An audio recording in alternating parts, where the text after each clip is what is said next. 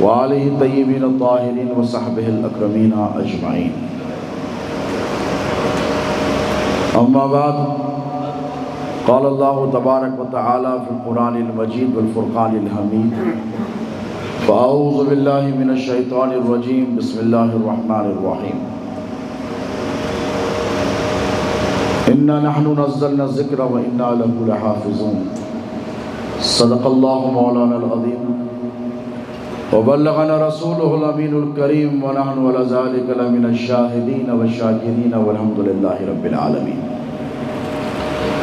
شہنتین پہ تشریف فرما معزز و مکرم سادات کرام، مشائخ اعظام، علماء ربانی، دا قرآن انسٹیٹیوٹ کے قابل صد قدر و احترام مدرسین و اساتذہ، برادر طریقت مولانا حافظ امام الدین صدیقی القادری الکاظمی، عزیز طلبہ، معزز و مکرم شرکائے اجلاس، بس پردہ تشریف فرما عفت مآب خواتین اسلام، اللہ رب تبارک و تعالی جل مجدہ کا یہ بڑا فضل ہے، بڑا احسان ہے، اور یقیناً یہ اس کے حبیب پاک علیہ السلام کی توجہات اور صدقات کا نتیجہ ہے کہ پچھلے 15 صدیوں سے، almost 1500 years سے قرآن مجید کے تحفیظ کا، اس کے میمورائزیشن کا سلسلہ جاری ہے۔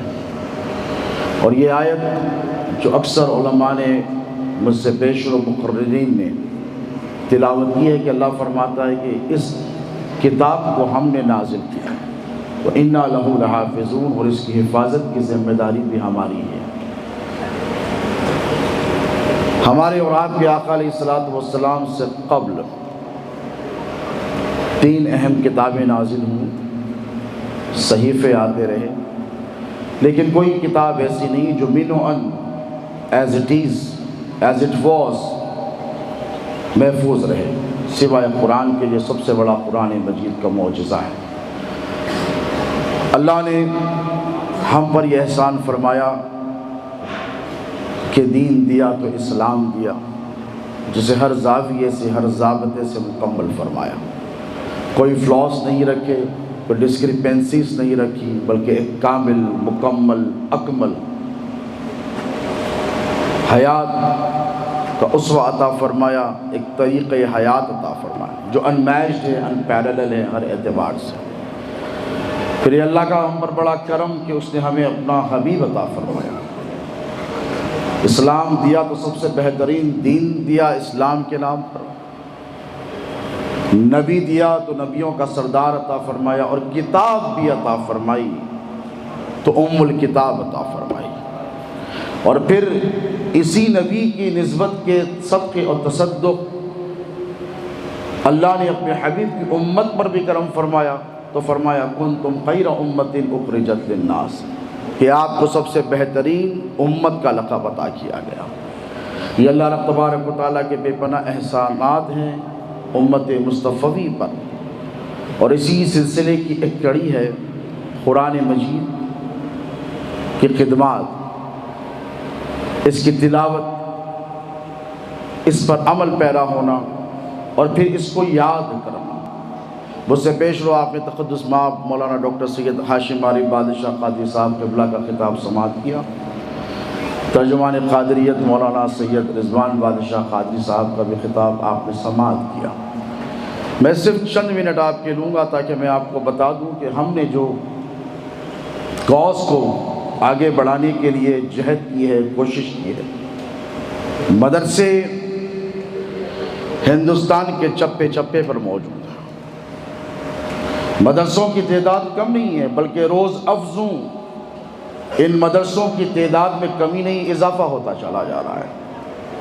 لیکن جس کرب اور درد کے تحت ہم نے اس انسٹیٹیوٹ کا قیام عمل میں لایا، میں معذرت کے ساتھ اگر کوئی مدرسے والے یہاں پر موجود ہیں تو برا نہ مانیں، آج سے کم و بیش 3.5 سال پہلے دا قرآن انسٹیٹیوٹ کا قیام عمل میں لایا گیا۔ پھر لاک ڈاؤن کی وجہ سے ہمارے جو منصوبے تھے، جو دا قرآن انسٹیٹیوٹ کے لے کے ہماری جو پلاننگ تھی، ظاہر سی بات ہے کہ دنیا میں ہر طرف آپ نے تبدیلیاں دیکھی، تبدلات، تغیرات، اور اس کے بعد معاشی اعتبارات سے بھی دنیا تھوڑی سلو ڈاؤن ہو گئی۔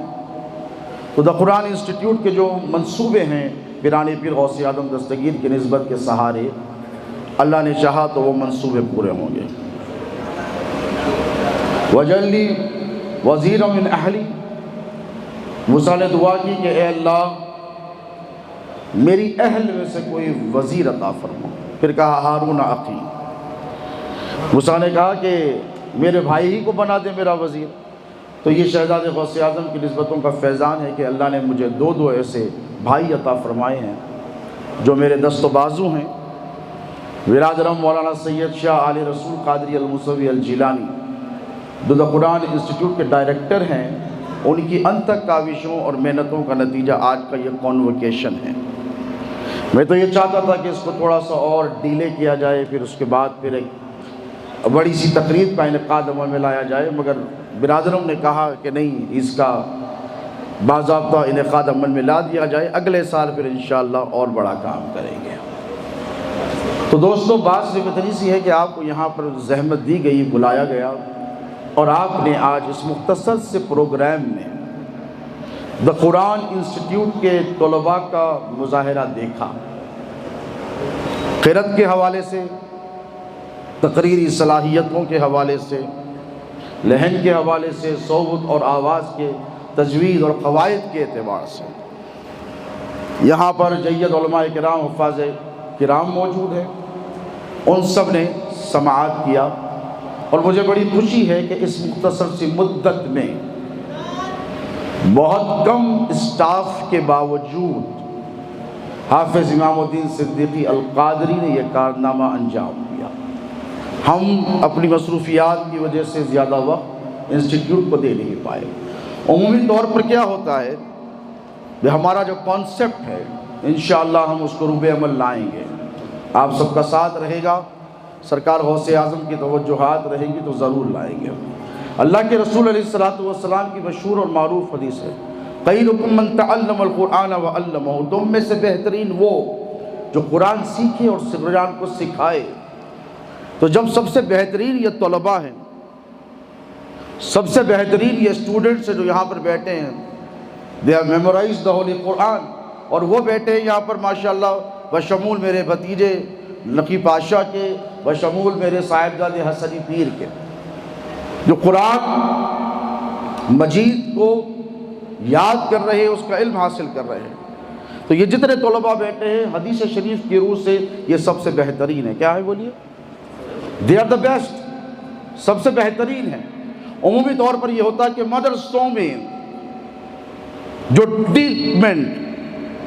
ٹریٹمنٹ اسٹوڈنٹس کو ملنا چاہیے ہوتا وہ نہیں ملتا ہے۔ اگر یہ سب سے بہترین ہے تو ان کے لیے برتاؤ بھی سب سے بہترین ہونا چاہیے۔ آپ نے ایک وائرل ویڈیو دیکھا سوشل میڈیا پر کہ ایک بچہ حافظ قرآن بننے کے لیے مدرسہ گیا، استاد نے اس نے اتنی بے دردی سے پیٹا کہ وہ کلاس روم میں ہی مر گیا۔ یہ عمومی طور پر مدرسوں میں دیکھا جاتا ہے۔ میں مدرسوں کی برائی نہیں کرتا، لیکن دور بدل رہا ہے، عصری تقاضوں سے ہم آہنگ ہونا پڑے گا۔ پروفیسر سید صدیق مشہودی صاحب نے بہت اچھا مشورہ دیا میرے بھائی نے کہ عصری تقاضوں کو بھی ملحوظ خاطر رکھنا پڑے گا۔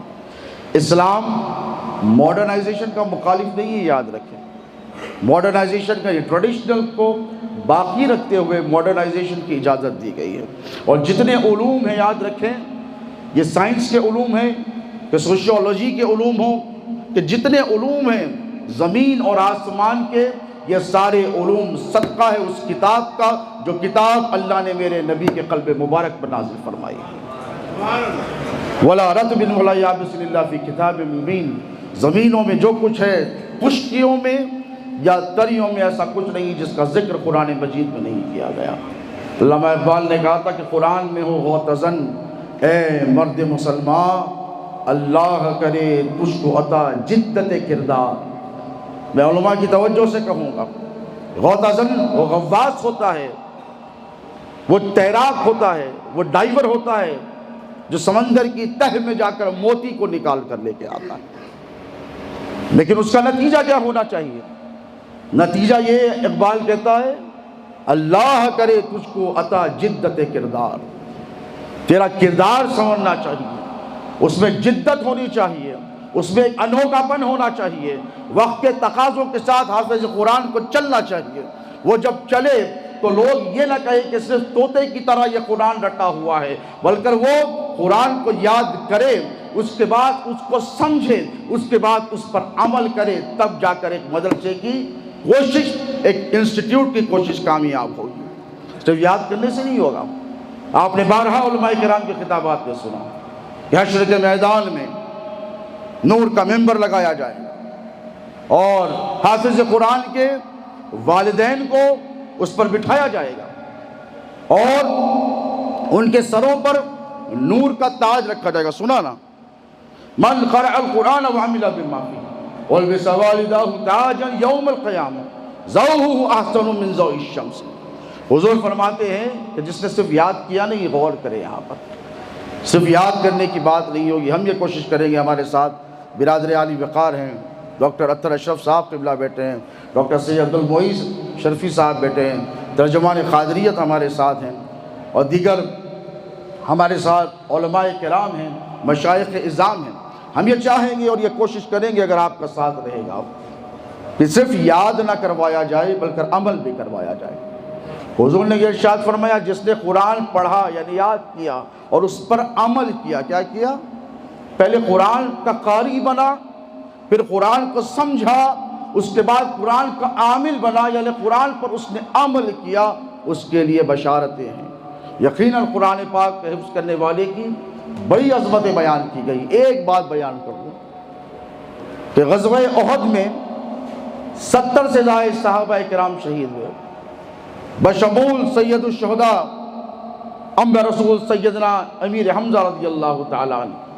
حضور اقدس صلی اللہ علیہ وسلم نے ایک ایک قبر میں دو صحابیوں کو دفن فرمایا، وقت کی جگہ کی تنگی کی وجہ سے اور جلدی ہو جائے تدفین، اس لیے ایک ایک قبر میں دو شہداء کو دفن کیا، لیکن ترکیب کیا رکھی حضور نے۔ دیکھیں، حضور پوچھتے تھے ان دونوں میں سے وہ کون ہے جسے قرآن زیادہ یاد تھا؟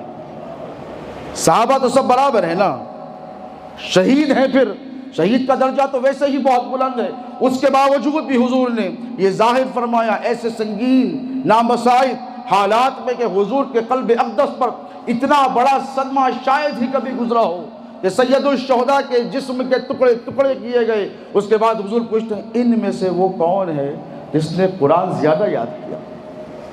تو صحابہ کہنے لگے یا رسول اللہ یہ ان کو زیادہ یاد تھا۔ حضور نے کہا اس کو آگے رکھو، یہ عظمت ہے حافظ قرآن۔ تو دوستو ہم یہ چاہتے ہیں کہ قرآن مجید کی تعلیم کے ساتھ ان اسٹوڈنٹس کو عصری علوم سے تقاضوں سے بھی ہم آہنگ کیا جائے، ان کو وہ ریسپیکٹ دی جائے، ان کو وہ ڈگنیٹی دی جائے، ان کو وہ آنر دیا جائے جس کے وہ حقدار ہیں، ان کو بہترین لباس دیا جائے، ان کو بہترین انفراسٹرکچر دیا جائے۔ ہم تھوڑے سے سلو ڈاؤن ضرور ہو گئے تھے، لیکن میں شکر گزار ہوں میرے بھائی برادر حسنین پاشا صاحب قبلہ کا کہ انہوں نے ہمت بڑھائی ہے۔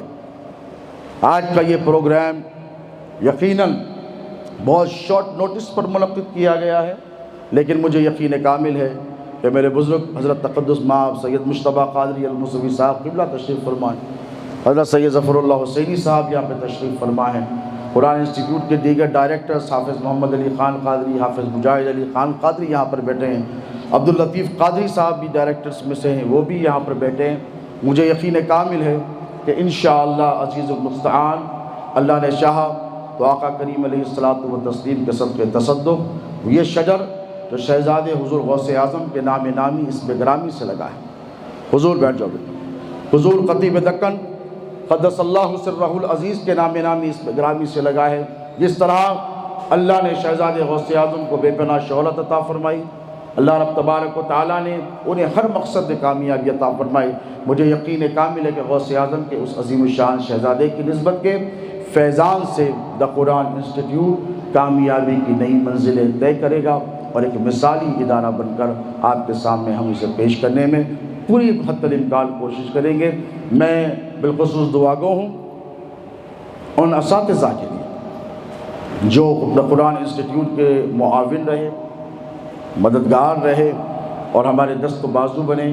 اللہ رب تبارک و تعالیٰ ان طلباء کو پروردگار تحفیظ قرآن میں آسانیاں پیدا فرمائے، اور جو یاد کر چکے ہیں میں ان کو مشورہ دوں گا کہ آپ اصلی علوم بھی ضرور حاصل کریں، ماڈرن ایجوکیشن ضرور حاصل کریں، اور آپ ایک مثالی اسٹوڈنٹ بن کر ثابت ہوں۔ اللہ تعالیٰ آپ کے زندگی میں کامیابی اور کامرانی سے ہمکنار فرمائے، اور دیگر جو اسٹوڈنٹس پڑھ رہے ہیں مولا کریم پروردگار ان کے لیے آسانیاں عطا فرمائے۔ اللہ رب تبارک و تعالیٰ ہمارے آپ کے سب کے آج یہاں جمع ہونے کو قبول فرمائے، اور اس صحیح میں ہمیں کامیابی اور کامرانی سے ہمکنار فرمائے۔ صلی اللہ تعالیٰ علی خیر خلقہ سیدنا محمد و آلہ و صحبہ اجمعین، وما علینا الا البلاغ المبین۔